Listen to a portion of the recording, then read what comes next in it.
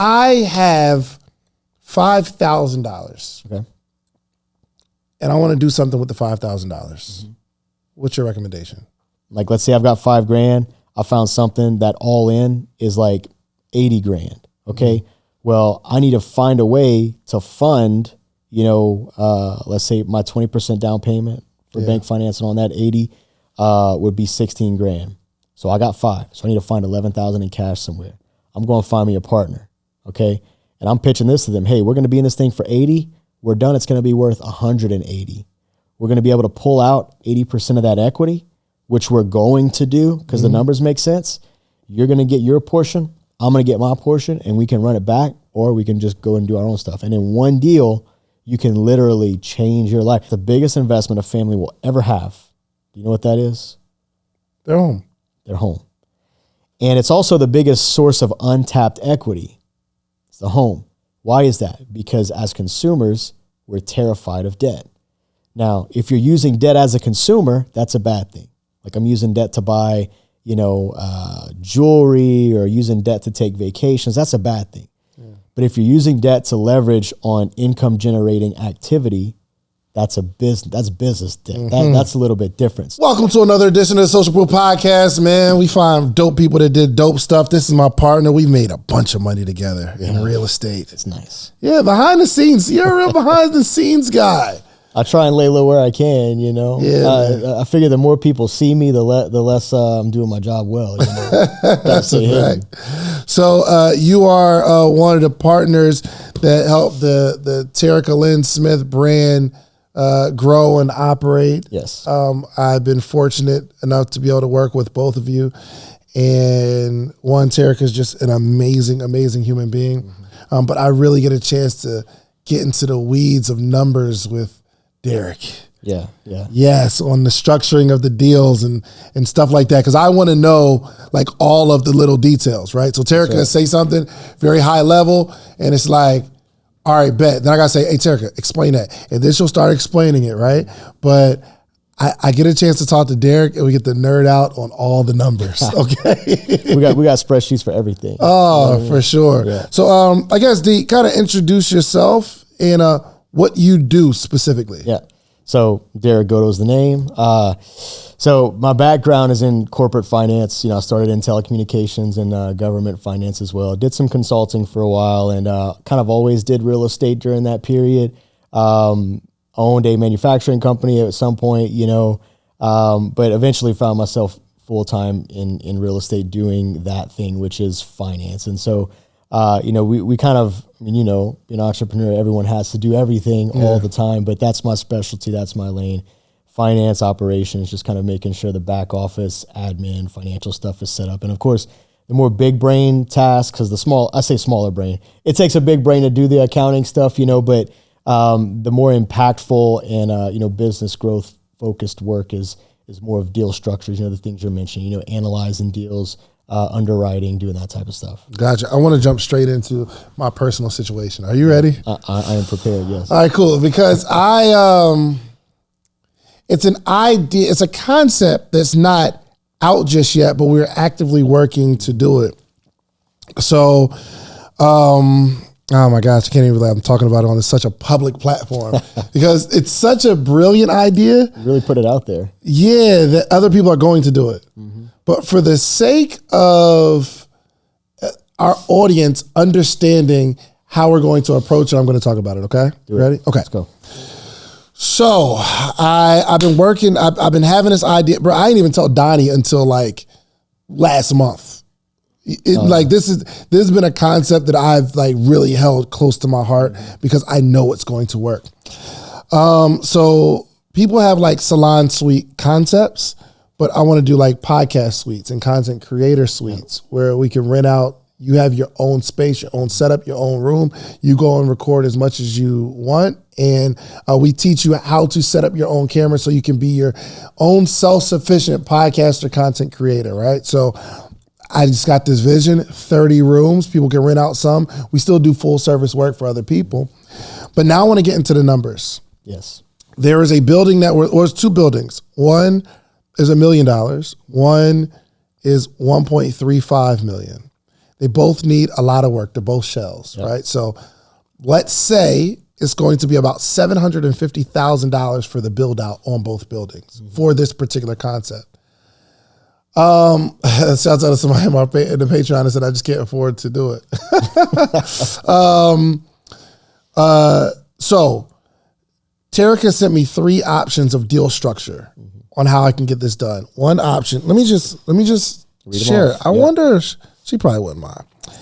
All right, so she sent me this document. It's kind of a build out of, just kind of recap of what we talked about. So, and if you guys don't know Terica Lynn Smith, listen, go to thepropertychallenge.com. She's been on the podcast mad times.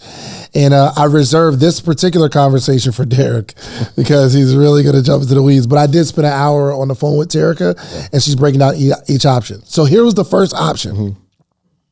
Create a GPLP who owns the real estate only. We create a new company. It says David, Terica, Derik, Stephanie. Creates a GPLP. Real estate only, invests only in the acquisition. Purchase price $1 million. Agree to pay investors back a monthly payment. Example, if this new company occupies this building, this $1 million building, the new company pays the building money, and the investors who gave the $1 million will make money off of the rent. So that option, think of it like this, right? Forget the podcast idea. We're just going to buy commercial real estate. That's what that deal is. We're getting investors. We're going to buy a commercial property. That commercial property, we're going to put a commercial tenant, and that tenant is going to pay us lease. They're going to pay us rent. And over time, we're going to, realize a certain cap rate. We're going to make profit off of normal investment operations, and that's that. And so on the other side, right, like the podcast is the actual business that's in that unit. So in that scenario, the building leases out to a strong tenant, which is this company that I'm going to create. So I can go to someone and say, hey, give me $1 million. I'm going to buy this building. I'm going to build it out, and you will make a payment. You will make money not only off of the money that the tenant, which is me, is paying the building, but also you're an equity owner in the building. So being an equity owner in the building gets you profit off of those lease revenues, whatever come in. So podcast aside, again, this is just a real estate investment. You're an LP, you're a GP in this case, right? So you own the building. You also own the company that is going to be occupying the building. Does that make sense? Yes. So explain GPLP.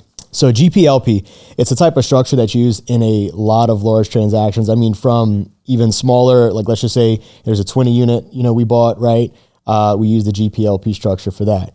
If you're doing, syndication, which is, in layman's terms, using crowdfunding, right? Through different SEC exemptions for raising money for securities, you can use that GPLP structure as well. So GP stands for general partner. LP stands for limited partner. The way that I usually remember those is your GP is your operator. They're the quarterback. They're putting all the pieces together. They found the investors. They found the deal. They find the property managers. They do all the stuff, like all the end of year accounting, like they do everything, right? And for that work, they are compensated a portion of equity in that deal. The LPs, limited partners, are your investors. It's the easy way to remember it. Operator, investor. A GP can also... Give me some numbers, examples. Yeah. So let's just say, let's just say a $2 million deal, right? We're talking about this right here. We'll round it up to 2. GPLP type of situation. Let's say the GP structure, looks to be, 15% of equity. So to find the deal, to operate it, to put the whole thing together, to find the tenant, to do all these other things, LPs agree to provide 15% of deal equity on that property, which is ownership, profit, like it's everything, right? 15% to that GP group. The LPs own 85%. They're bringing all the money. So in this case, they're bringing $2 million for 85% of the business. That's what they're bringing to the table. GPs are bringing expertise, skill, work, ability to execute, work, most importantly, for 15%. I see. So in this scenario, if let's say I'm going to buy this building, $1 million, I may say, I find a group of people who are all going to put in maybe 100,000, 50,000 or whatever to make up this $1 million. But this $1 million represents 85%. The other 15% equity will come from us, like people who are either finding these investors or monitoring the build out and all that kind of stuff and structuring it and getting all the contractors and stuff like that. That's right. Okay, so that would be an attractive option for an investor. How? So in this case, and I can tell you of all the options, everything comes down to like the investor profile, because all the three options that you would have gotten, I don't know exactly the other two. Go through them. I know where she's coming from, so I can pretty much tell you what the other two are, because that's what I would say. But generally, the type of investment structure depends on the type of investor you want, because someone like me, where I'm at in my real estate journey, short-term cash flow is not as important as long-term money plays. Now, when you're starting out, or, let's just say, you're still at your W-2, like you're working through, trying to build up that real estate portfolio, there is a greater importance for short-term cash flow because you need it to pay bills. Yeah. But there is a crossover point where short-term cash becomes less important, and that enables you to focus on long-term plays, which are much more profitable long-term. So, and that's really the dream, right? The long-term plays. And so in this case, why would investors prefer, option one, where they're owning the building? I would say the investor profile for that is someone who doesn't really have a high need for short-term cash flow, and they're looking more for the long-term value add and appreciation that's going to occur, or that's going to be realized in this building.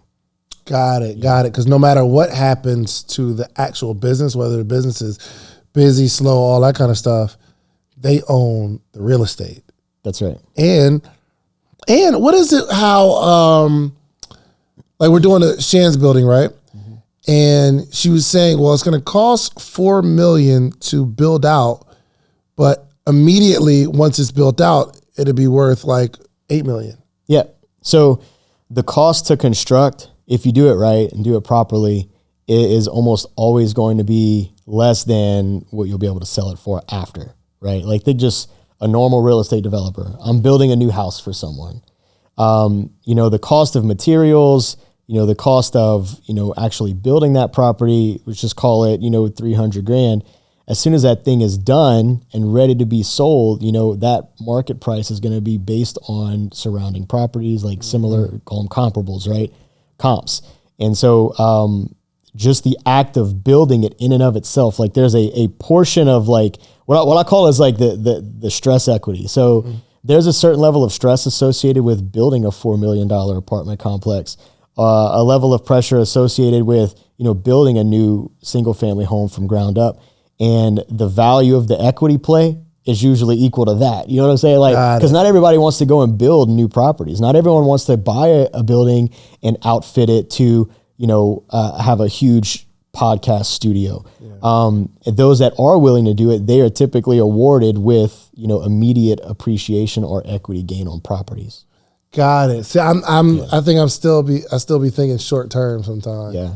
Because I'm like, dang, I would want more money now, and I'm trying to understand. But now it makes sense because you put in $1 million to buy a building, and let's say we're gonna like build it out, operate it, and all that kind of stuff. And by the time it's built, it may be worth $2 million, meaning the money you just put in basically doubled by you putting the first initial investment in. Yeah.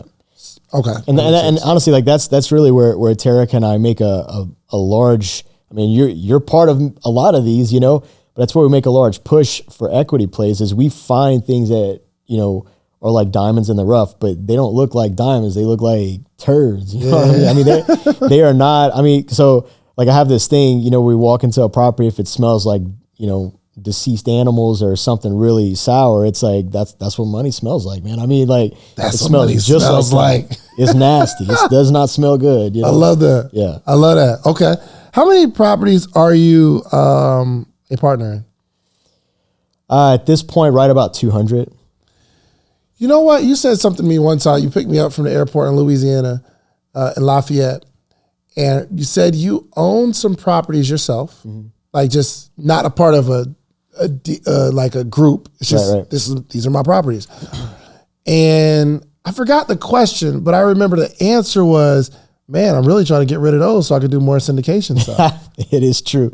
Why is that? It seems like you own the property and you make the money, and maybe you put a system in place where, property management or whatever, and you get to own it versus a portion of other stuff. Yeah. So, and that's a real hot topic, in the real estate market, because you talk to, different types of investors, and they'll be like, oh, if you don't own 100%, then you don't own it. And I'm like, well, first off, Blackstone, biggest, pretty much hedge fund in the world, they would have something to say about that, right? All these large real estate funds, all the REITs, everything, your real estate investment trust, all of those, like they own things outright, but their investors are comprised of proportional ownership, and yes, I can go out and build a real estate empire, by just stacking properties. Let me get them one at a time, and eventually I'll be able to do 2 at a time, and then 4 at a time, and then 10 at a time. But the difference is that, number one, when you don't collaborate with investors like that, you're missing out on huge networking opportunities. Because like, if you and I just knew each other, right, that would be a certain level of, we'll call it like, business intimacy, right? Like, I know a certain part of you. But if we're doing deals together, and those deals are, very much complex, and it requires a greater level of trust, well, hold on, now all of a sudden, like, it is different. You know what I mean? Like, when you come into town, it's like, hey, we're not going to eat at a restaurant. Like, I'm bringing you to my house. Like, we got dinner on the stove. Like, it's that type of stuff. So there's the networking portion of it, but also it's just like, stereotypical business term of synergy, like, I mean, you saw that, some big Microsoft announcement a while back, but the CEO was up there on stage, like, super sweating, just like sweating buckshot. He's like yelling synergy and all this stuff. So that's what it is. But like, if I take, 10 investors that each have $10, okay, that's $100 of investment right there. This is a small investment, obviously, but if I take 10 investors, each of them have $10. If they invest that on their own, right, the power of that money is $10. Yeah. Well, if I put all those 10 people together, the power is not 100. It's a lot higher than 100. And so you're able to scale a whole lot better in group economics. Honestly, it's less work, because if I own properties outright, I have to find property managers. I have to do underwriting. I have to do deal structure. I have to find funding. I have to do all these things. But if we're doing group economics, all I'm doing right now is underwriting. Yeah. And I'm really good at it, okay? Terica, she's doing acquisitions, and she's the best at it. I have not found one person better. I'm being very honest about it, so you're able to focus on specializations, and it's the same type of efficiencies you would see, if you're looking at like a small mom and pop style business versus a large corporation. Large corporations, they have tax analysts, right? They have, a product specialist, right, that only focus on product design. Whereas mom and pop, you're doing everything, right? So you're spread thin. So I will defend that to the death in every single scenario, and there is benefit to owning it outright on your own. But just for me and my investment strategy, there's no other apex approach than group economics. Gotcha. Okay. All right, cool. Let's get into the second deal, this deal structure. And this was just, I guess, Terica kind of put together some spitball ideas so I can get my mind moving in the right direction and approaching it properly, right? So, option number 2, okay. Full purchase and build out raise. Creators Clubhouse, my business, Creators Clubhouse 2, raises $2 million for acquisition and build out of entire studio suites. Shan's Real Estate Holdings and Terica Lynn Smith, 20% ownership raise in management. LP 80% ownership for $2 million. Example, 4 investors invest $500,000 each and is paid on net income at 20% each. You got to break that down. You want to see it? Yeah. Option 2? Yeah, let me check this out. Yeah, break down option 2 for us as we start dealing. And I think so many people are going to be able to do bigger projects because we got to understand different deal structure on how to get it done. And the reason I haven't done this idea so far is because I'm basically looking at what's in my own pockets. Yeah. And I don't think that's going to get me there. I don't know. Definitely not. And honestly, like there's so much that is, I mean, again, it goes back to that whole group economics conversation, but so right here, I think option one, you know, we talk about almost like a debt type of scenario, right? Where, so kind of like backtracking to option one, because I think option two is more like what we just discussed as option one. So option one, the real one she wrote here, I think is more like flat payments back. So it's almost like structured like debt in a sense. Like we're taking a loan out, but you have ownership, right? And just what we pay you is structured as flat rate paybacks until your money's paid back. And that's actually pretty common in, you know, in equity funds in general. They call it. Hold on. Yeah. All right, let's go. I don't understand. So you go to a bank, okay? Yes. And, you know, let's just say option zero. You go to a bank, you get a $2 million loan. You're going to pay that bank, you know, X amount per month, principal and interest to pay off that loan. In here, I think what she may be recommending, you know, this is one of the ideas, right? Is you structure the ownership as debt. So they own 80% of it, right? But they're not necessarily paid off of profit. They're paid a flat rate. Yes. Right. So it becomes like a mortgage. Yeah, exactly. So it becomes more of an operational expense. Option two here looks like, you know, that more traditional GPLP setup where it's profit. Like you're getting paid off of profit. Like it's an actual commercial investment. But that's profit. I believe what she was saying is this one is profit based on the business as a whole, because we're raising not only the $1 million acquisition, but another $1 million for the build out. Yeah. So if we raise $2 million, the profits are based on the entire $2 million. And so do you think that would include, you know, the actual operation of the podcast? So. Yeah. So in that case, you're literally just starting a business, you know, it's a new business, right? With, bless you. Thank you. It's a new business with, you know, same GPLP ownership, 20%, 80%, whatever that may be. And, you know, they share in the operation of that. Gotcha. Okay. So first option, I can approach an investor and say, you be the bank. Give me $1 million. I will pay this debt off. But I wonder, is there a payoff in this structure? And I guess there's a million ways to skin a cat. I don't think there is because if option two would include, let's say, you know, they actually own the business itself. Like we are coming together to start this podcast venture, yes, which, you know, involves buying this building. You know, it involves the build out, it involves the operation of it. If that's the case, then, you know, it's just a new business. The first option would really be more like it's a commercial real estate investment. Yeah. We're coming together to buy the building. We already have a tenant locked up, you know, a really reliable tenant. We're pretty sure he's going to pay because he's an owner here too, right. You know, right. You know, but yeah. Okay. So, LP 80% ownership, GP 20% ownership. But the reason I didn't like that option is because I have to be the driver of the business. You know what I mean? So I have to do a whole lot of work for a portion of the 20%, which I don't want to do that. Yeah. It's your business. Yeah. Okay.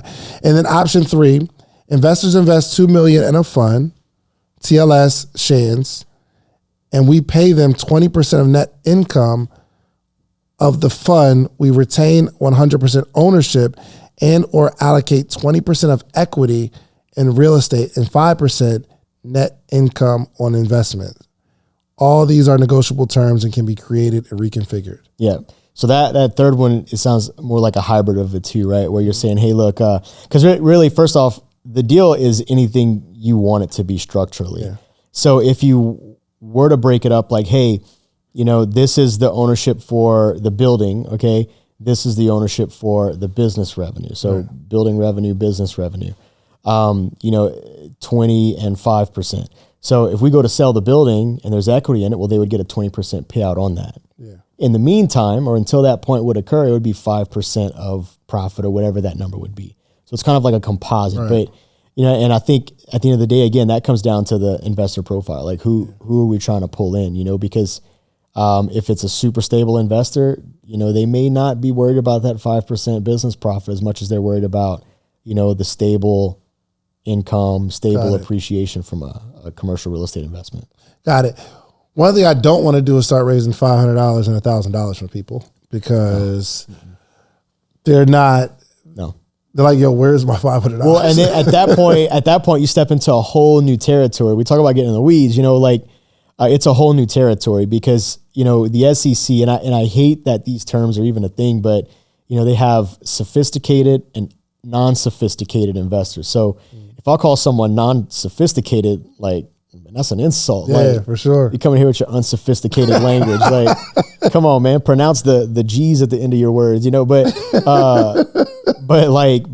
the SEC's view of that is, and again, I disagree with this too, but if you make $250,000 or more per year as an individual, or $350,000 as a couple, household, or your net worth is $1 million or more, not counting your home residence, like your primary residence, then you are considered an accredited investor and thus are sophisticated. And here's the thing.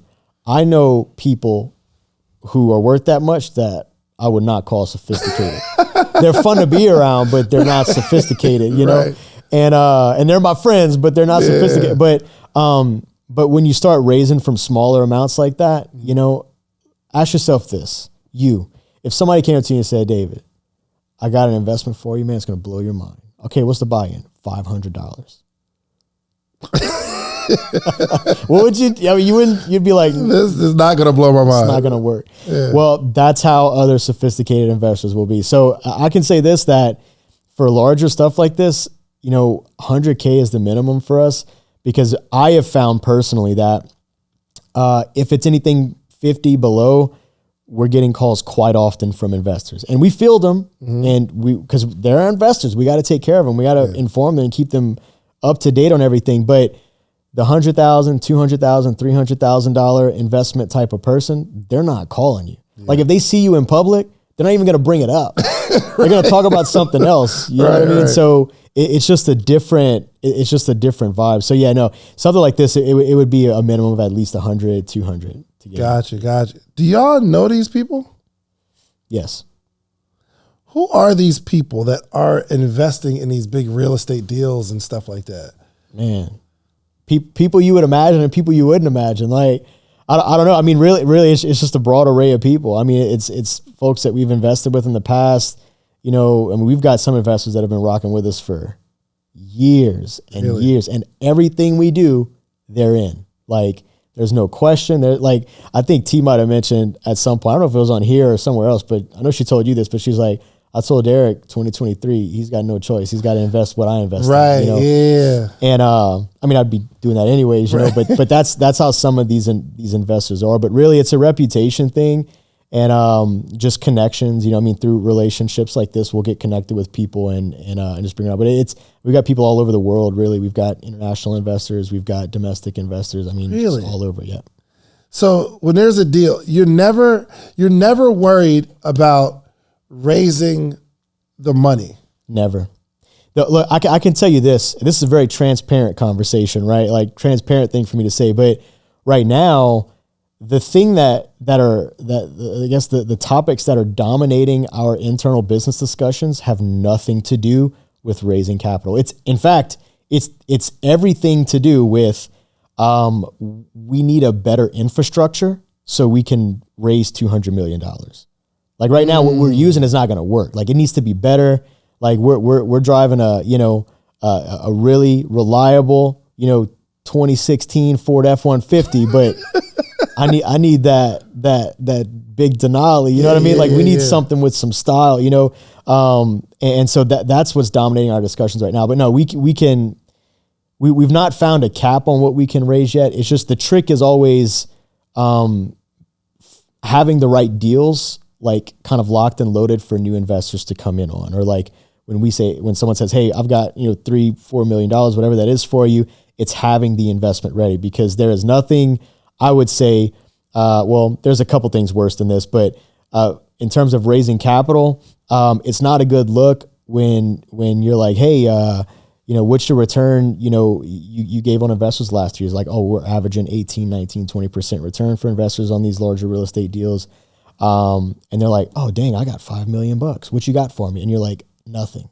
Mm. It's not a good look. So we have to really manage, acquisitions and making sure we have enough locked and loaded to be able to bring in new investors. But to answer your question originally, it's a whole. So if there is a $5 million deal, $8 million deal, obviously you guys underwrite it. Mm-hmm. You don't have the question of, man, where am I going to get this money from? No, money's always the secondary or tertiary thing. Like, and this is something, honestly, look, I've got college degrees. Okay. I got a master's degree. And I only say that to say, to like highlight my sister, cause I didn't know how money was really made until I hooked up with Terica. Like it was not like, look, finance degree, MBA, don't know how to make money. How does that even work? Right. But the thing is, like, the first part of every conversation for us, like I've got a couple deals in my inbox right now. Like Terica will send it to me. She's like, hey, we need deep underwriting, but she's already done. Like she already knows it's a good deal, but we're doing underwriting because we know that's what investors are going to want. Like that's the deep thing, but we'll do that. That's the first thing. The second thing is usually the structure. Like how do we want to structure this deal? Is it like a limited partnership, or is this more of like a, hey, call your boy, we're going on this LLC together, or whatever it may be, and the fourth thing is usually funding. Like how do we fund it? But it's not, we usually get through that step the quickest. Yeah. I will say that for sure. Got to backtrack a little bit. You said, I didn't know how money was really made until you hooked up with Terica. Yep. How is money made? What did you learn? Yeah.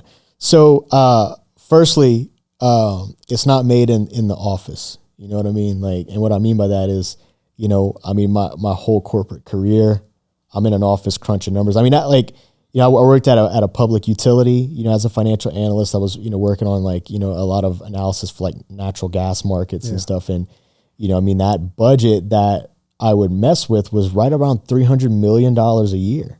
So it's just numbers on the page at that point, but there's a difference when like you start seeing more zeros like in your own stuff, but I'll say this, the biggest thing that like one of the biggest takeaways was the idea of leveraging. And it's such a simple concept, but believe it or not, it's not something that's really taught like in college. I've got real beef with that, because it is a simple enough concept to teach a 10-year-old. In fact, we have teaching tools. Like we have a board game, that teaches, like my 8-year-old knows how to leverage right now, but just that simple thing, like don't be afraid of debt. Debt is probably, in terms of building wealth, the most powerful tool outside of your own brain, that you can ever find. But really it's the idea of leverage and using other people's money to create win-wins for everyone involved. Give me your first example of working with Terica, like your first example where you saw it. Like, oh, wow, I've been doing this all wrong. Yeah. Okay. So our first deal, and you got to keep in mind, like this first deal we had, it was coming off of the back of like I'd finished my MBA in like 2016, bought a manufacturing business, like exterior window shutters, very successful business. And we got hit with some crazy flooding in Louisiana, put the whole thing underwater. And at that point it was like, we're fighting for dear life after 3 months in, so goodness gracious. It ended up not panning out, but walking through that, he's like, hey, I think you'd like this real estate stuff. So we start doing a deal together. I think place might have been named Knollwood, the street. I remember, man. I think it might have been one of those. But so we're like mid-flip. Thing gets, it's just a fix and flip. It gets rezoned in a flood zone. I'm like, oh man, I'm not making no money on this. We get to the end and we made like $12,000 in profit total. And I remember thinking, dude, I just made $6,500. I am so stoked about this. Like, I remember Terica calling me and she was like all upset. And I'm trying to figure out what's wrong. She's like, this is a waste of my time. $6,500. I don't even get up for $6,500. And I'm thinking, wait, this is the floor? Right. We ran another one and it was like 45K profit. And she's like, this is more like it. And I said to myself, like, this was easy. Yeah. Like it was too easy that it almost felt like it was not legal. You know what I mean? I remember thinking, and like, look, if you think like I'm risk averse now, I've grown in the last several years, but I would ask her so many questions and just drive her crazy, you know, because I'm like, I don't think like this can't be real. You know, if it's too good to be true, it probably is. But in the case of real estate investing, there's so many ways to win and so many ways to make money. I mean, you can make money through appreciation, right? Make money through value add, right? Like fixing something up and holding it, selling it for more. You can make money through rents. And all the while, you have ownership of this physical asset that even if the market tanks, like 2008, you know, market, like catastrophic tanking, and real estate only went down 30%. Catastrophic. And I'm like, 30% seems a lot. Seems like a lot. 30% is a lot, but when you realize that it recovered in 2.5, 3 years, then it's not. You know, I mean, it's really not. Like as long as you stay, you know, under leveraged in a sense, and that's a lot of the stuff we teach, right? And we put into practice. What we teach is based off of what we put into practice, but like, you know, things like the 70% rule, where when we go into real estate, you know, we're trying to get in it total, you know, acquisition, rehab for less than 70% of what it's going to be worth when we're done. Because guess what? When we finish, we have enough insulation there in that equity to protect us from market downturns so that we're not over leveraged. We don't have to liquidate the property or sell at a loss or do any of that stuff. So what's the best deal that you are a part of? Best real estate deal? Yeah, that's an easy one. So me and T were talking about it this morning on the flight over, but so we got this 60 unit. I'm in there. Yeah. You in that one. I'm in there. That one is real thick, I will say. But it's a 60 unit, all single family homes. It was one of the first, it was the first HUD site under the Housing Assistance Program in the U.S. Wow. I think we had the King family go out there at some point way back when, but the story behind that property is pretty amazing. You know, it's South Louisiana, you know, and like most places in the South, there's a lot of extracurricular stuff. You know what I mean? That's not really above the line, but hold on, I'm sorry. Explain the HUD thing. The first HUD. Yeah. So HUD site. So, you know, everyone knows like Section 8, right? Section 8, if you have a rental property and it's on Section 8, the local HUD office, like they'll come out, they'll do their inspection, whatnot. But really that transaction is between the tenant and HUD. Okay. And you'll get paid directly from HUD for that one property. If you have 10 properties on Section 8, there's 10 different transactions. A HUD site's a little different. With a HUD site, the transaction is between you and HUD.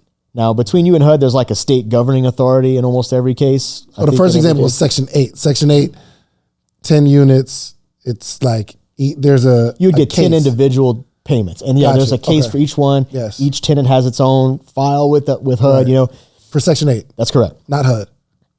Well, Section 8 is a program under HUD. I see.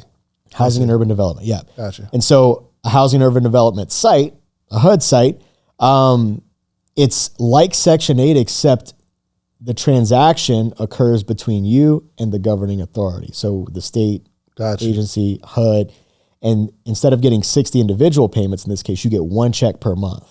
And because they don't really do these anymore, like if you're kind of grandfathered in, you're like in, you know what I mean? But the great benefit of them is that they're usually reserved for high importance projects. Like in the area that this particular investment is in, there is very little, you know, subsidized housing, right? In an area that needs it, right? There's a greater need for affordable housing. And so this is a great incentive for HUD. HUD's like, hey, we'll make this a little more convenient.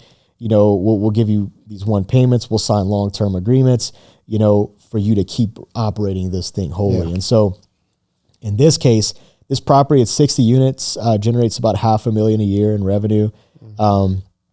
It is a value add opportunity. You know, I'll say we have, in terms of in it, you know, we expect to be in probably no more than 1.2 acquisition and rehab at the end of the day. You know, we've only got a few more months left in renovation.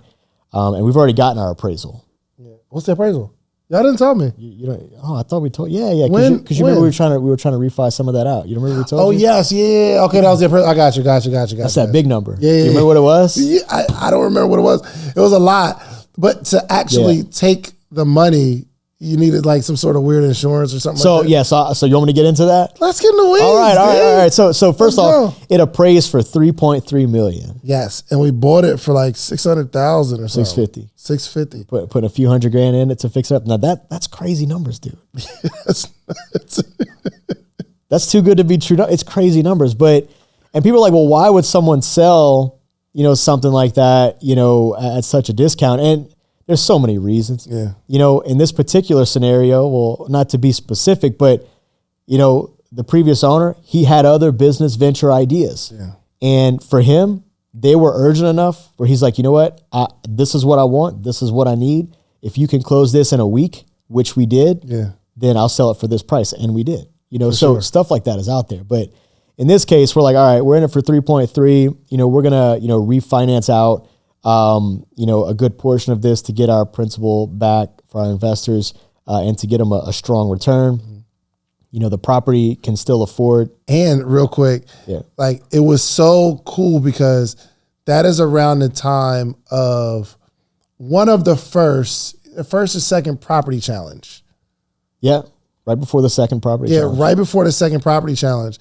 And it was so cool because the people in the inner circle got a chance to invest in that project. 100%. So I'm one of the investors, and when we do the meetups and stuff like that, I get to meet my business partner. They're like, yo, I'm in the 60 unit. I'm like, you too? Oh, you got your little check? I got me a little check too. That's what's up. Yeah, it was lit. Yeah, no, it's amazing. It really, and that's what we do. I mean, we're all about for us, we want long-term relationships. Yeah. Like, I'm not trying to milk everything out of a business relationship that I can, because I want to be doing it for the next 30 or 40 years. Like, I want our kids to know each other. Yeah. Like, I want our grandkids to know each other. I don't know. That's kind of neither here nor there. But. And I didn't understand. Honestly, I'm still working on my being able to see the big picture, because I'm talking to Derik. I'm like, oh, well, the spot is $650,000. We put a few $100,000 into it, $1 million. Between me, you, Derik, Neo, put together $1 million, no problem. Mm-hmm. But Terica was like, the inner circle has to be a part of that. Yep. She's like, yo, I want some other people to have long-term wealth building ability. And I'm like, we have the money though. You know what I mean? Yeah. We could just do it ourselves. You know what I mean? I remember the exact day she called me with the deal, and then, it was not a question right away. She's like, this is the inner circle. We're going to bring this. And I did tell her, I was like, but it would be juicy if we just did it for us though. Because this deal, it really is the best one I've ever been a part of. Not even close. It is a unicorn of a deal. And, low key, I don't know if she want me to say this, but we got another one in the works. It's close to this one, but we'll see. At the end of the day, it just comes back to getting a response and a good negotiation. But what do you want the acquisition to be at? Give me some numbers behind it. So the acquisition that we're looking at it's about the same as this 60 door. About, I think it's 1.2 is the number she said. Really? Yeah. But it's not as juicy, but it is, it's the same attribute. So in terms of, there's a little bit of equity grab there because the owners are in a certain circumstance where they're like, you know what, there's urgency for me, right? So I need to move this thing. The second attribute is that it's a HUD site. Yeah, it's another HUD site. Oh, so that automatic money, that automatic contract money, meaning the HUD will say, okay, we'll give you X amount of dollars per year for for however many years. Yeah, and for the 60 unit, I mean, we're in for about 20 years right now. So. Yeah. $500,000 for 20 years. Yeah. That is a $10 million contract. It's nuts. At $10 million before inflation, before appreciation on the property, because rents go up, then HUD has to pay more. Yeah, HUD rents go up. Yeah. I mean, they release new rates every year. In fact, we just, on that particular property, because this is something that's every year, right? We just finished this past year's cycle where we go in and it's a rate assessment, and they do rate increases. And so, that's going to be going into effect pretty soon here. So, yeah. I'll never go homeless, Derik. At worst case scenario, you just live in one of those 60 units. Isn't that amazing? It's amazing. That you can literally get into the real estate game, and at some point, you never, ever have to worry about shelter. No, never. That's crazy. Yeah. Yeah, I could move into one and then take the money from the income and pay my bills. Like, it just, I mean, I'm not balling. I can't buy no more watches, but. Yeah. I mean, if you leverage right, maybe you can. Find a bank, yeah, I'll give you this this loan for this Rollie as long as you're secured against that property. Absolutely. Yeah. Okay. Oh man, where were we? Okay. Breaking down the Franklin deal. So you were like, well, how do we pull that money out, and why do we end up not moving forward with that? So, one thing about Louisiana insurance right now, the insurance industry is in turmoil. The industry or just Louisiana? Louisiana specifically. Gotcha. Okay. Now other states maybe, but Louisiana is such a hot mess right now that it's really it's an issue, and here's why. So the area that this property is in, it's kind of a rural area in Louisiana, and it's really difficult to get insurance already, especially flood insurance. Well, because of different market things, and different state laws. I mean, we had a lot of hurricanes too, so there's a lot of loss claims. So insurance companies either go bankrupt or they decide to move out because it, to save their other business ventures in other states. They don't want to bring the whole ship down for one state. And so in that particular area right now, in terms of flood insurance, we got one option. This company can charge whatever they want. We got one option for insurance. They have a monopoly on flood insurance in this area. Yeah. And there's other options, but they're. I mean, so we got this particular scenario, right? And why is flood insurance relevant for a refi? Well, because if you're refinancing, the bank is going to have certain coverage requirements for insurance, certain policies you have to carry. Because half of this property, not even all 60 units, but half of the 60 unit portfolio is in a flood zone, a minor flood zone that's never flooded in the history. You'll find some wood, but it's never flooded in the history of the property being in existence. Even then, it still has to have flood insurance, right? Well, so to refi it, we have to have flood insurance. So we get our quotes in. One quote, it came in at roughly, I don't know, $200K a year. Dang. $200K. That's like half the HUD contract. Almost half the HUD contract. Not only that, but on top of that, they hit us with, hey, this rate is also going to increase by nearly 60% in 12 months. So when you renew, we're going to be pushing $300,000. Now imagine that. The property brings in gross $500K. So you're at almost $300,000 just in insurance costs. And you're never going to use that insurance. It's not like if we spend $300K on construction, that's money added to the property. Yeah. Like that increases the value. Sure. Insurance, it's a straight money loss. And so, right now, we can self-insure and we can do all that, but a bank won't accept the self-insure. Gotcha. So, and this kind of comes back to like that GPLP setup, right? Yeah. Like as a general partner, that's your role, is to make a decision in the best interest of your investors, the best interest long-term and short-term, all terms, But it doesn't change the fact that the property is still worth $3.3 million. That does not change a single thing. Yeah. Got it. All right. I want to go back to some deal structure, right? What has been the most creative deal that you've had to structure? I think actually a part of this one. See, the New Orleans condo or the New Orleans Airbnbs. Oh yes, by the French Quarter. Yeah, that's the one. Yes, that one's pretty complicated. So we have a. I get excited when I start talking about my properties, bro. Have you seen pictures of it recently? Yeah, beautiful. It's so clean. It's got like that New Orleans feel. Like Yes, when I went the first time, I think they were starting construction. I mean, I saw it. I remember when she found it, and I just flew down there, and we bought it, maybe 300 something thousand. Yep. Yeah, and so T was like, "Yo, we gonna go half on this property." I'm like, "Oh, bet." And if I'm being honest, I don't really know what I be doing. I just trust y'all. I think that was one of the first ones you got. Well, the Shands building might have been the first one.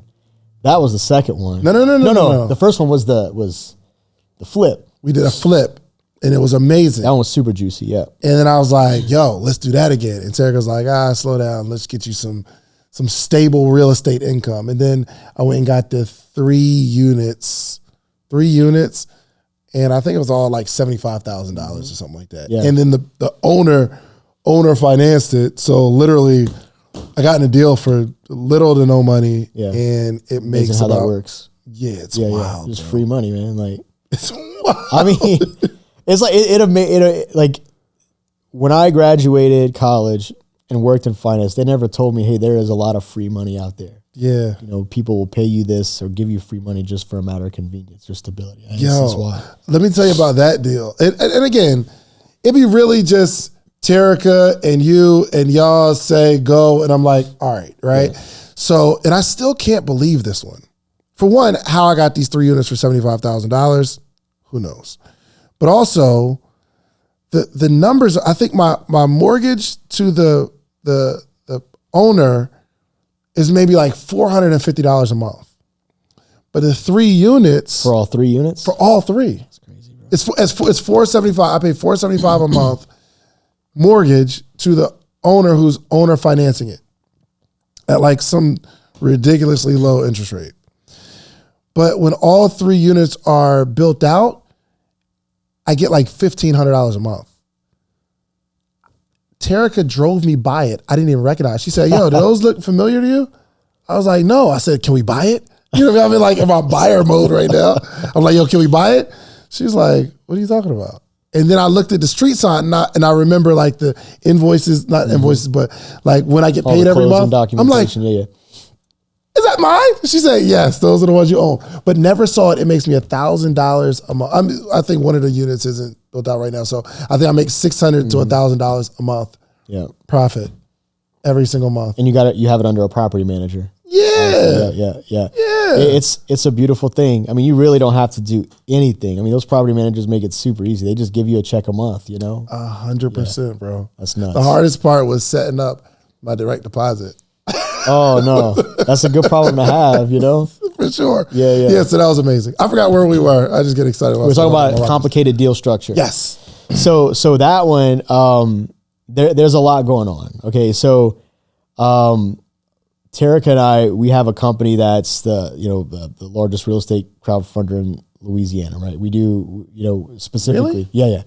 So we do Salt Capital. So Salt Capital is the largest real estate crowdfunder in Louisiana? Yeah. So really? we do a lot of real estate crowdfunding. We specialize in, non-accredited investors, right? So I say it's highly regulated. Unsophisticated.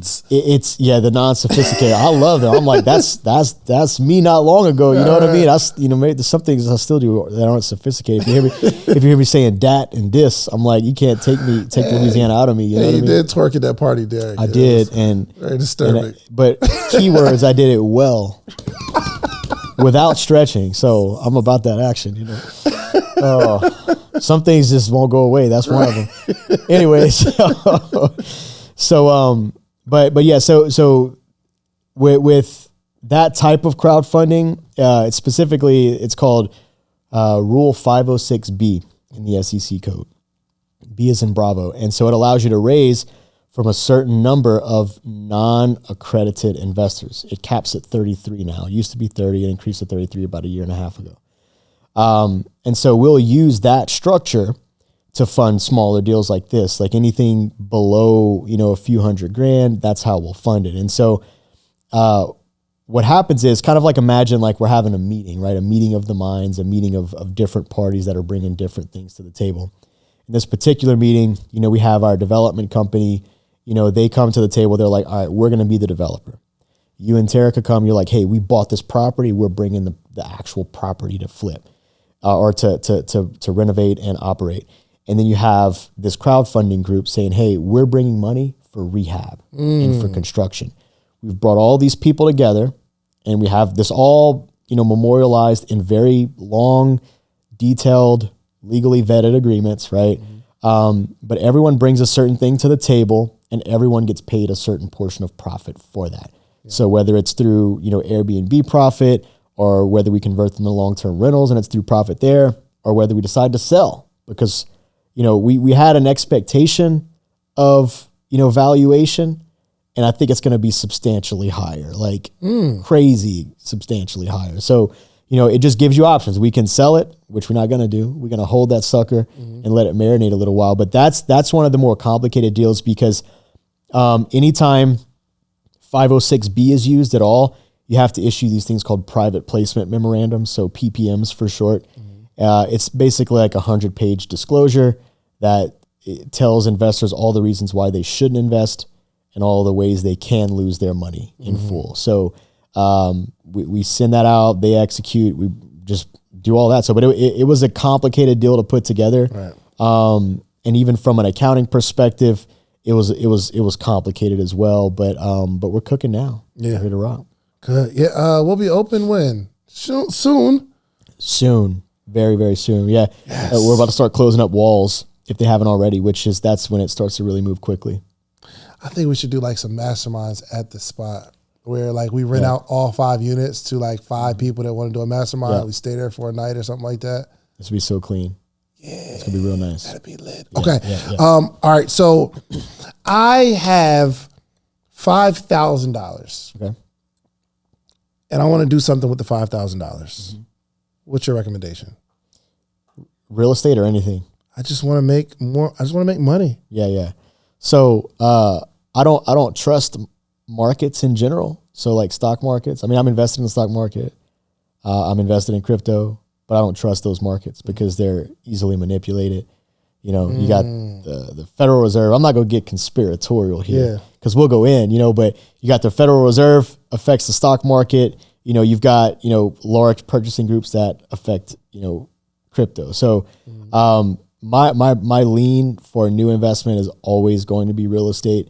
The first thing I'm doing with that is I'm looking for properties. I'm looking for just find me a 2, maybe even 3. I'm looking for a shanty house. With $5,000? You can do that. So with $5,000, I can leverage, up to $25,000 in purchase power. Okay. So let's say I find a property, $10,000. Okay. I can buy this. Maybe it's just a trailer on a lot, for $10,000. I buy that sucker, I put $15,000 in it. Now all of a sudden I'm renting this thing for, I don't know, $500, $600, $700 a month, making pretty decent profit on that. It's a little harder to find those smaller, dollar ones. You can. So, if I'm having trouble doing that, I'm finding me an investor. I'm finding me a partner. Gotcha. And we're going to go in and split this thing. We're going to scale it upwards, because it's easy to say, like, once you get to the point of, like, let's say I've got $5,000, I found something that all in is like $80,000. Okay. Well, I need to find a way to fund, let's say my 20% down payment for bank financing on that 80, would be $16,000. So I got 5. So I need to find 11,000 in cash somewhere. I'm going to find me a partner. Okay. And I'm pitching this to them. Hey, we're going to be in this thing for 80. We're done. It's going to be worth 180. We're going to be able to pull out 80% of that equity, which we're going to do because the numbers make sense. You're going to get your portion. I'm going to get my portion and we can run it back, or we can just go and do our own stuff. And in one deal, you can literally change your life. Not only that, here's another thing, because this is a big untapped, aspect of many people's investments. So in most homes in the world, we'll just say in the U.S. because I can't speak for the world, but statistically in the U.S., the biggest investment a family will ever have, do you know what that is? Their home. Their home. And it's also the biggest source of untapped equity. It's the home. Why is that? Because as consumers, we're terrified of debt. Now, if you're using debt as a consumer, that's a bad thing. Like I'm using debt to buy, jewelry, or using debt to take vacations. That's a bad thing. Yeah. But if you're using debt to leverage on income generating activity, that's business debt. That's a little bit different. So one of the greatest things that people can use to change their lives right off the bat is just simply getting a home equity line of credit, HELOC for short, HELOC. That'll allow you to tap into the buying power of your home. And let's say you got $100K equity in there, just built up over the years, from your down payment initially, all of that stuff, appreciation, right? Because you have to get an appraisal. You'll be able to pull out $80K, up to $80K. So if I have $100,000 worth of equity, I can pull out up to 80%, meaning I can pull out $80,000, but that $80,000 has buying power of $300,000. Is that right? Right about 400,000. So About five times the 400,000. buying power. Yeah. Oh, because you have to put down 20%. Yeah. So, okay, just a quick recap. If there's a building or a house for $500,000, you probably have to put down 20%. No, which is 100,000. Yeah, Oh, 400. Okay, 400. So yes, if you have a building or a house for 400,000, putting down 20%, you put down 80,000. Yep. But that whole 80,000 can come from the $100,000 worth of equity that you already have in your home. For sure. And it's just untapped. People don't realize it's untapped. And when you pull on it, usually HELOCs are 10 years interest only. It's free money. I mean, you don't have to pay back the principal yet, you know? And it's like, as soon as I go into that, I can hear voices in my head of the naysayers saying, oh, well, you know, well, you got to pay that principal back. And what about the balloon payment at the end of 10 years? And I'm like, you're already discounting your profit strategy or your wealth strategy based off of something 10 years from now. Like what happens in 10 years if you got to pay a balloon payment, you can't, get another HELOC? Then sell the property. Yeah. Get your money back. Like it's all good. But yeah, that's a huge thing. It's such a huge investment tool. But $5,000, that's what I'm doing. I'm looking for something to buy outright that is heavy value add so I can flip that money and turn it into something quicker or find a partner and doing the same thing. I like that. One more question. Yeah. Hey, Reese, you have the mic? I want Reese to ask a question because Reese is in the, he really likes real estate.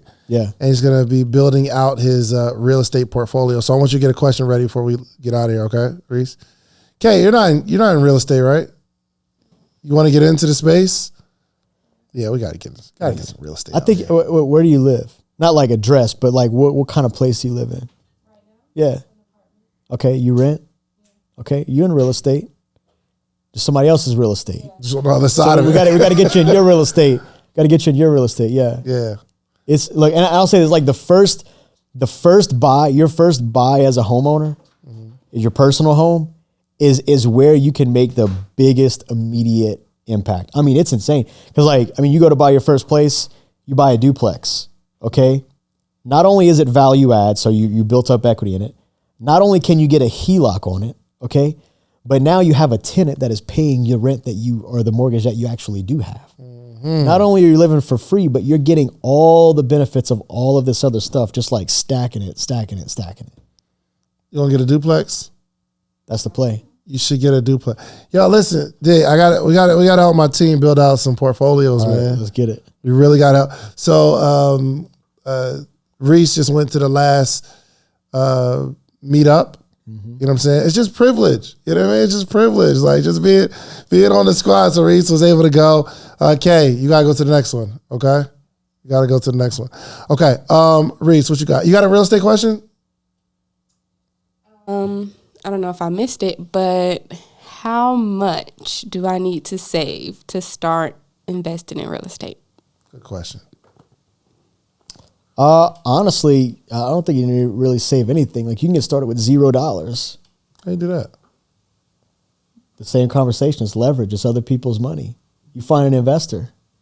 Like here's the thing. Like if I know, let's say I'm renting, okay, and I know the power and impact that getting in like a duplex house hack situation, the type of impact that will get me, I'm looking for any and everyone I can. If I need $15,000 down, I'm hitting up everyone I can. Yeah. I'll give you 12% interest, promissory note, 10 years. Like, what's up? Someone will bite on that. I mean, me and Derik have bid on something less than that recently. Really? And so I know I'm competent, right, with this real estate game. So I'm finding that. I'm getting that promissory note. I'm using the cash from that promissory note as my down payment. I'm going to run the play, and guess what I'm doing? I'm not paying 12% interest for 10 years. I'm going to pay it off within a year. Yeah. As soon as I get the property situated, I get a tenant in, and we're cooking, I'm going to run that HELOC play. I'm going to get that down payment money out, and I'm paying off the promissory note, and now I'm cooking. Hey, why don't y'all just give me $1 million for the building? I mean, we can. I like 15%. Whoa, brother! I don't know about all that. Hold on. I had to up it 3% because I'm like, I need some wiggle room because when Derik could come back, she could be like, nah, 12%. I love it. Okay, so really, but the prerequisite is you have to learn how to find a good deal. 100%. Yeah. So I say this all the time to like our students, right? Our inner circle, all the time. The greatest potential for self-sabotage in this adventure, this journey, is yourself. Like, no one can self-sabotage your stuff and mess your stuff up like you can. Not a single soul on this earth. Because like, you'll get in your head, you'll start down your numbers, you'll start chasing a bag that's probably not even there. You know, the crypto term of FOMO, you know, like I'm fear of missing out. Like I'm afraid to, if I don't pull the trigger, I'm going to lose. Like, no, that will burn you faster and remove any forward advancing you've done faster than anything else. But look, in our program, right, like our inner circle, we spend the first 2 months, like we don't even put the groups together. Like new groups coming in, it's like we're laying foundations here. Because there are certain things that we need you to know. Like, and what that all sums up to is we need you to learn what you don't know. Yeah. As soon as you learn what you don't know, well, now when someone starts talking something sideways, you're like, I know this other stuff behind it. I can go learn it real quick and kind of check this person. But no, it's really laying strong like knowledge foundations and knowing what to look for, knowing how to run your numbers, knowing how to spot a good versus bad deal, knowing where the landmines are placed. Like once you know that, the funding is the easiest thing. Like it is the easiest thing. Wow. How often a year do the cohorts open up? Because I know it's not just you could just sign up and be like, yo, I'm in here. Like there are cohorts. So how often a year? How many times a year? No more than 3. It's very curriculum based. Like we, it's not like a floating learning thing. It is very structured. We have a very specific focus and pacing to what we learn or what we teach. So we're looking 2 to 3 times a year max. We have like these open enrollment periods. Gotcha. Hey, look, there is I'm sure there'll be a link below, I think, the Property Challenge. Propertychallenge.com. Yeah. So if you go to the website and you don't see the Property Challenge coming up right now, and I'm just going to just lay a foundation, y'all. If you don't see it coming up right now, sign up for the wait list because the wait list will notify you when the next challenge comes up. But for you to be in the Terica Lynn Smith inner circle, you have to go through the Property Challenge, which I was like, dang, T, because I'm not used to that necessarily. I'm like, T, let people in. They want to sign up, let them sign up. And she was like, the way that y'all structured it was you can't just sign up because now it actually makes sense what you just said. You have to lay a foundation of education first. So you wouldn't even really know what to do with the $5,000. So probably take the $5,000 and take $100 of that and join the Property Challenge. Yeah. So I mean, honestly, I'd take that $5,000. I might go buy something nice and then just go leverage to buy the real estate. You know what I'm saying? but no, that's exactly how we do it. Because here's the thing: like everyone thinks they want to get into real estate until they start seeing the not pretty elements of it. Yeah, and like so we want people to be making measured decisions. Like this is not some fly by night things. Like we're making like you need to come to this 5-day webinar at least. And sit through this, hear us, and if at the end of it you're still like, yeah, I'm interested, then let's talk about that. Yeah, good stuff. You got any other questions? Cohort or? Oh yeah, you just come. I got you. That's my assistant. So you got VIP list. Yeah. No doubt. Reese, what's up? So right now I'm working on figuring out my next investment. I do have a property in Vegas, and it's been taking me through hell. Just learning all the process. So now I have a partner. I've been to her, but I reintroduced myself at Terica's event, and she's helping me figure out how to actually run numbers. And it's a lot of formulas, and I get confused real easy. So hold on real quick. So you have a property in Vegas, and you met someone at the Property Challenge meetup. Yes. And that's now your partner. Correct. Okay, gotcha. And she's teaching you the formula. I can attest to that because Reese, we got this joke where like if Reese is doing one thing, and I'm like, hey, do this and that. He'll freeze. He got this little move. He'll be like, so. Listen, Listen, I feel you, bro, because the formulas, they be killing me too. But go ahead, finish with your question. Go ahead. Yeah, so I lost my train of thought. You're saying Vegas property. Yes, so she's been showing me how to run numbers, and I've been looking at properties out in Atlanta, and I just don't see anything worth even investing in. Where are you looking?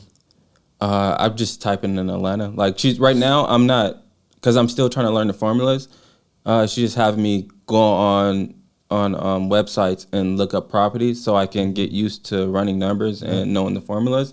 But it's kind of discouraging. That sounds like one of our students. Because she's making you do that because that's what we make them do. So here's the thing: is we will run. I'm talking good properties, not like, hey, we just found this thing online. Like, I know what Terica sends me is probably one of 30 or 40 things she looks at, and that's probably being generous. The amount of stuff that makes it through my underwriting is probably about 10% of that.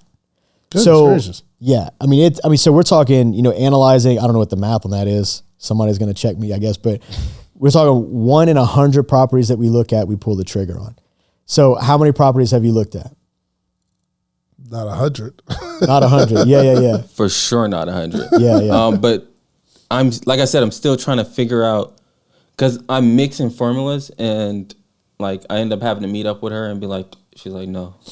So it's like I'm still trying to understand how to run the numbers, because I'll skip a step and then I'll use one number for another number, and I just get lost. Yeah. Can you explain the formula, like some of the formulas? Yep, for sure. So some of the ones that we hit first, I already said the 70% rule, right? You want your acquisition and rehab to be less than 70% of the ARV, after repair value. The ARV is that magic number. And one of the big things we teach is this is an old programming term, but garbage in, garbage out. Right. If you got bad data in, you're going to get bad data out. So there's a few pieces of information that you need as foundations for all the basic calculations, which I'll hit on. But you need to know the rent, you need to know the ARV, and you need to know your all-in cost. Yeah. If you have very reliable data for those three things, then these numbers are going to be super solid. So number one, the 70% rule. Number two, the 1% rule or the 100 times rule, they're kind of one and the same, but basically they're a measure of the rent in comparison to what you're going in on the property. So let's say, you buy a property for $100,000, 1% of $100,000 is $1,000. So your monthly rent needs to be at least $1,000 for that property to make sense. Your monthly rent from the tenant. That's correct. So let's say the rent in an area is $950, but the property, your all-in cost is $100,000. That fails the 1% rule. How often do you go against your rules? Never. So I say never, but that's a loaded question, because I'm all about context and disclaimers and fine print. So, we did this really wild session. I'd say wild for me, but at our last meetup, it's one that I do often whenever we meet up in our hometown. We do that once or twice a year for our group. But I deep dive the highly complex numbers. We're talking about cap rate, AAR, which is average annual return, ROI. Everyone knows that, return on investment, cash on cash, internal rate of return, like all these fancy terms. And I got asked this question, just like I do every time, which one is best to use?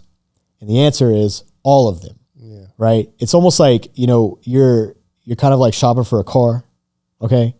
And I want my ride experience when people are with me to be enjoyable. So I'm going to drive it. I'm going to ride in the passenger seat. I'm going to ride in the back seat. I want the full experience. And every time I ride in a different seat, it's going to give me a different experience. It's going to tell me something different about that car, how it handles. I got a Yukon, and we went to New Orleans with some friends recently, and they're all the way in the back, and I kind of jerked a little bit, and I see them flying across the back, because it handles different in the back, right. So, but that's how those formulas are, is they teach you or give you different perspectives on an investment. But the 1% rule is one of those, you know. So if something, however, like there is a scenario where, same example, $950 rent per month, $100,000 investment. There is a scenario where I would, you know, not obey that 1% rule. Let's say, for example, my 100K is my end cost, but it appraises for $350,000. Now, would I not compromise that extra $50 or would I give up or not give up that extra $50 a month and forego $250,000 in equity? Just not a snowball's chance. Like, I'm all in on that, you know? So it's different context, but that's why we say, hey, look, calculate all these things, pull all these levers. And on the front end, again, it's that 70% rule, which would have told me, is it 350 or is it 100? You know, the 1% and 100X rule, those are about one and the same. The 2% rule is similar, but it's 2%. Right. It's a higher metric, you know? Right. And I'll say, like, right now, we push for a 2 or a little bit higher. Right now. Because of where the market's at. Like, not that it's in a bad spot, but it's in an unsure spot. Inventory, housing inventory is really low right now. So you're not really seeing true market trends. Once inventory goes up, then you really get an idea for what buyers are going to do. And that's what drives the market. So, but we've got those things. And really after that, I mean, we're talking about, you know, going into some of the more advanced metrics, which would be, I think, some of the stuff that Reese is, you know, messing with, which would be like cash on cash, ROI, you know, that type of stuff. Gotcha. Yeah. Okay. Those are the formulas. Listen, man, there was mad stuff we didn't cover, but is there anything that you wanted to cover that you think is very important in this, right? There's something's telling you in your spirit, you need to talk about this. Yeah. I'd say this, man, is just question everything. Cause, like, you know, my whole life, you know, I was really raised up to do by the book, like, you know, and, you know, I'm going to go to college, I'm going to get a good job, and all those things have served me well. I'm glad that I got those degrees. I'm glad I have my corporate finance experience. I think I'm better for it, you know, but at the end of the day, like, when I started questioning, like, is this, like, for real? Like, do I really need this W-2? You know what I mean? When I made that jump, I'll never forget it. I mean, it wasn't long ago when I made that jump from a dream job that, you know, even to this day, I'm like, man, it was a fun job. I enjoyed it, you know, high paying. How much were you making? About 110, but benefits were insane. I mean, I could pretty much just do what I want. You know what I mean?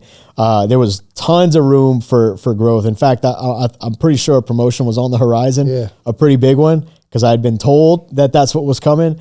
In fact, when I put in my 2 weeks, I'm fairly certain that they were in the process of hiring a whole, like, department of people, and I'm like, my bad, he gone, you know. But once I realized the fact that, man, it is more risky for me to have one source of income than it is for me to, you know, take this jump and develop multiple streams of income. Once I realized that, like, it really just kind of took the limits off. So I'd say question everything. Number one. Number two, find your mentor. Like, I just can't. I will never not stop spending money on mentorships. Yeah. 100%. Yeah. All right. Well, I guess that only leaves us with one last question, because you kind of gave us your closing thoughts.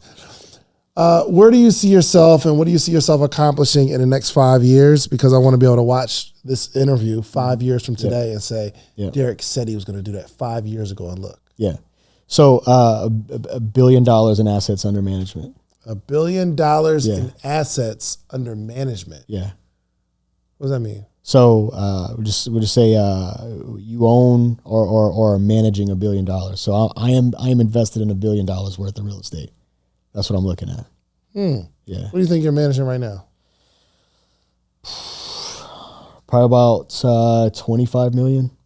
The jump from 25 million to $1 billion is, I might as well be at zero. Huge jump. I might as well be at zero. But it's all right. We're talking about exponential trajectory. That's where we're looking right now. That's where we're going. And I'll say this: like, look, I'm turning 35 next month. And really? Yeah. You're 30. Oh my gosh, I'm old, man. I'm 38. That's pretty old, man. You got way more stuff under management than me, bro. That's a hard 3 years, man. You know? Wow. Yeah. It's that old saying goes. This is a cowboy saying, you know, with regards to, like, you know, riding horses and saddles. You know, because if your saddle gets wet, you don't dry it out, it messes it up. So say, been rode hard and put up wet. Sounds weird. Sounds strange there. There's a lot going on in that statement. That's why I gave you your context. I'm like, hey, we're talking about cowboys and saddles here.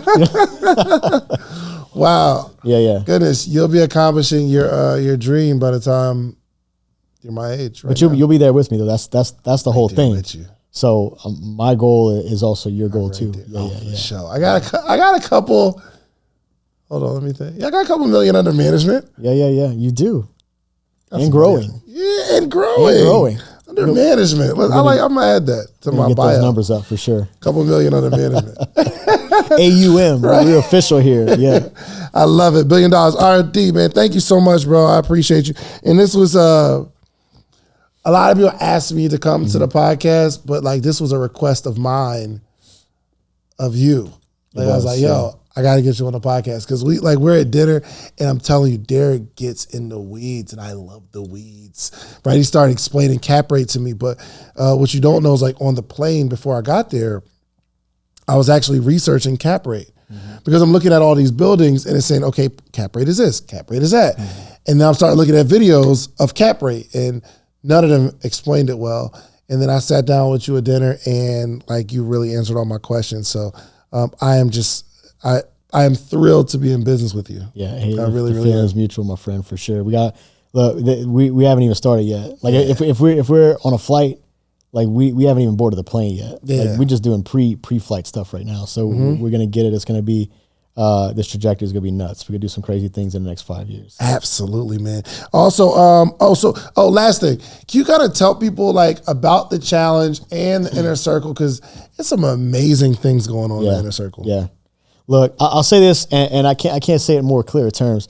Everything we do at the end of the day is focused on growing people. There's no scenario where I want to be, in a situation where I have reached my goal and there's no one around me. Like I lose sleep about that. Like it makes me sick to my stomach thinking about it. Like, I want crowds and crowds of people all saying we did it too. That's just amazing. So for the property challenge, that's what we do. That's the starting point for us. It's a 5-day webinar. We're going in on, we got some crazies. We've had some wild speakers. I think about, back in January of this year, we had Rose himself, Rick Ross. And I'll tell you, I have not often been more entertained by that, but it's wild because you've got all these people that you may not have known, everyone knows who Rick Ross is, but not everyone knows how smart of a business person he is. Yeah. And he's spitting game and you're just like, this dude is in on real estate, So we got tons of speakers that come in, of course. We get up there, we drop a lot of game as well. And of course, all of that is kind of like an intro, right? Like we want you to know, hey, if you're serious about this, like we've got, direct mentorship, which is not something that Terica has really ever done. I was one of her first mentees, and it was the best time, the best investment I ever spent in my life. I mean, it changed the trajectory of my family forever, and couldn't be of a more different background than T. Yeah. But that knowledge, the knowledge that she has, the knowledge that I have, that now that we impart in our program, it transcends nationality, it transcends race, it transcends everything. Because at the end of the day, I know there's a couple things I know about people. They want to provide for their families, they want to be happy, and they don't want to have to worry about these dumb things like finances and all of that stuff. So that's the lead in. Of course, our inner circle, right? Our larger program. This is a year-long thing, right? Like we are all in. You direct message. I've got like 5 deals in my Telegram inbox right now. I got to go check out, but those are deals from our students that were saying yes, no. If they invest on it on their own, great. But if they're like, hey, I need, there's some funding opportunity here, a partnership opportunity, then we go in with it. So yeah, it's the sky's the limit with that stuff. I love it. There's one question I'd ask too. You and Terica have a very interesting relationship, and is it ever beneficial sometime where Terica has to send you in simply because you're not black? Yes, for sure, and vice versa. Tell me. Okay. Tell me. Yeah. So, of course, we've got a larger, pretty large new construction development in our home city, right? And And we love our city, man. I mean, it's just such an amazing community. You know, that being said, it's the qualifier, you know, because I'm trying to be kind of politically correct, sure. but I'll stop doing that. But I'll say that, you know, there was a lot of resistance with this. And in this particular area of our city, there's not a lot of investment, not a lot of outside investment. And so when we were getting ready to acquire this property, you know, we had to meet with community leaders or whatnot. And of course, like I said, this is a disparaged area that if I go in and I'm like, this is what we're doing, this is, you know, it's just lip service. Like, it doesn't mean anything, you know, but Terica goes in and it pulls a little differently, right? Like, there's a much different pull there. And I'm behind the scenes. I'm like, you do your thing. Like, I'll go do my stuff. You know, you handle this up front, you know, and it works out for the better, you know, because the way we view it is this, right? And we're like kingdom minded folk, you know what I'm saying? So we're very cognizant of the fact that whenever we go into communities to invest, number one, we're not doing it just for profit. We need profit to be sustainable and to make our investors money so they can keep doing it. But at the end of the day, you know, secondly, we also partner with people for community impact. Like, that's a portion of it. Yeah. You know, we're trying to do this in a sustainable way, to use that corporate term, you know, but to do that, we need political buy-in, and we're up against principalities. Like, we're up against forces that go beyond real estate investing, you know, politics, race, you know, all of these different, you know, economic powers, right? Like, I mean, we got pretty much sat down, you know, by a couple different banks during this process, pretty much them telling us they were going to blacklist us for this property. And we think they did because we couldn't get any type of funding for that, which is wild, you know. Why though? Why are they blacklisted? You know, and of course it's hard to really know for sure, but this is a property, just for context, that had been a target for acquisition for a long time. And there was a lot of like baggage with it that we were able to negotiate out because we wanted to develop the area, you know, and do good things in the area. And so, but I'll say, look, the opposite is true too, where there have been moments where I've had to been sent in, you know, or one of our other, you know, non-melanin brethren, you know what I'm saying? You know, I think in one particular case, you're not really going into too much detail on this one, because, but you know, it was very apparent. We're like, dude, why do our permits keep not getting approved? Like, why do we keep failing these inspections that obviously everything is passed? Like, this doesn't make any sense. And then, you know, we got a call and they're like, oh, well, this is kind of how it is. And we're like, what in the world? So we send one of our counterparts, and lo and behold, in a couple of weeks, we got our permits after months. I mean, so at the end of the day, we know internally, like with me and her relationship and with our team, right? Like, we know that because we're up against things that are spiritual, in a sense, that we have to be okay internally. Yeah. That there's going to be moments where, you know, we need the heavy guns on the front line. There's going to be moments where we need more of a dagger on the front line. You know, just different things are needed at different times. But at the end of the day, we're aligned on vision, and we just get it done by all means necessary. Man, I believe that's why the team is put together the way it is, because everybody has their own, you know, particular strengths. Everybody has their own uniqueness and can get things done. And you can't stay in your own circle to get things done. That's right. You know what I mean? Yeah. So actually, as we start building, I got to find somebody white, join our team. We're looking. Okay. We're looking at Atlanta, okay? We need some diversity on the squad. We out there. Yo, man, Derik, this is my brother, man. I really, I don't use those terms loosely when I know that somebody has like my genuine best interest at heart. Yes. And like, we've known each other for a couple years now. We've done business together. We've broke bread together. And I really value your relationship because you've taught me so much, so much. So I want to say thank you, man, publicly. So tell everybody how to find you, man, and close us out with a word of wisdom. Yeah, y'all, so can find me on Instagram at Derik Go, so DerikGo. I got a weirdly spelled name, so it's easy to find, I'll say. But words of wisdom, man, look, keep pushing. There's a whole lot of people that will tell you, you know, that you shouldn't be working on the stuff that you're working on. But at the end of the day, you know what you want. And don't let anyone burn out that fire in your heart, whether it's real estate, you know, whether it's podcasting, whatever that may be. You know what you got to do. So just focus on doing the next best thing and keep chugging along. So There it is. Listen, man, we can't close it out no better than that, man. Follow my brother Derik on Instagram. Okay, I'm sure his Instagram is in here somewhere. Make sure you join the Property Challenge because I'm in there often, and this is a true journey of wealth. Okay, I have an ability to build income based on my brand and my ability to present and my skill set. But wouldn't it be wonderful, and it's like the thought process now, wouldn't it be wonderful if I didn't have to use my ability or my articulation or communication or my podcast to make money? If I could just make money without all that stuff, because if y'all cancel me one day, my family still got to eat. So that is the objective. Make sure you join the Property Challenge, thepropertychallenge.com. What is his IG? My Patreon is talking to me right now. Derik, G-O, D-E-R-I-K-G-O, correct? Yep. D-E-R-I-K-G-O. Make sure y'all follow him, show him some love, and do yourself a favor. Go get you some social proof, meaning go build something. Build it really, really big. But go back to your community and teach them how you did it. It's the only way our community grows, okay? We are out of here. Like, subscribe. We out. Peace. If you like the video that you just watched, click this one. You're going to like this one, maybe even more. Click it right now. When you hear the word investor, what does that mean to you? For me, it just means buying income. Buying income. Mm-hmm. Yeah. Anytime a word investor is mentioned, they're looking to buy income.